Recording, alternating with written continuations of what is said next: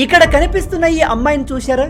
ఈమె స్కూల్లో ఫస్ట్, కాలేజీలో ఫస్ట్, ఈవెన్ పోస్ట్ గ్రాడ్యుయేషన్లో కూడా ఫస్ట్ వచ్చింది. ఈమె దగ్గర ఎన్నో సర్టిఫికెట్లు, అవార్డులు, గోల్డ్ మెడల్స్ ఉన్నాయి.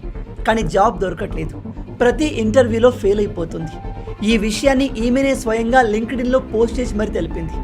అయితే ఈ కాలంలో ఉద్యోగాలకు డిగ్రీ ఉంటే సరిపోదు. నువ్వు ఫస్టా సెకండా, నీ క్వాలిఫికేషన్ ఏంటి అని చూసి జాబ్ ఇవ్వట్లేదు. జాబ్ కోసం కావాల్సింది మీలో ఉన్న స్కిల్స్.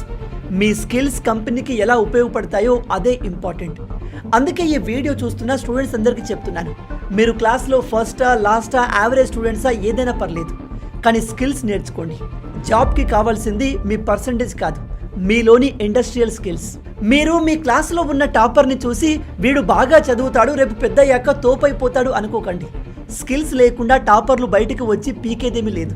కాబట్టి ఎడ్యుకేషన్లో ఉన్నప్పుడే స్కిల్స్ పైన ఫోకస్ చేయండి. ఈ జనరేషన్లో అయితే ఖచ్చితంగా మీకు ఏఐ స్కిల్స్ కావాలి.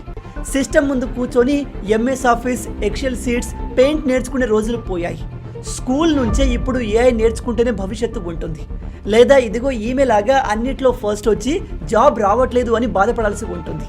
ఈ వీడియోని బాగా చదివే మీ క్లాస్ టాపర్ బ్యాచ్ అందరితో షేర్ చేయండి.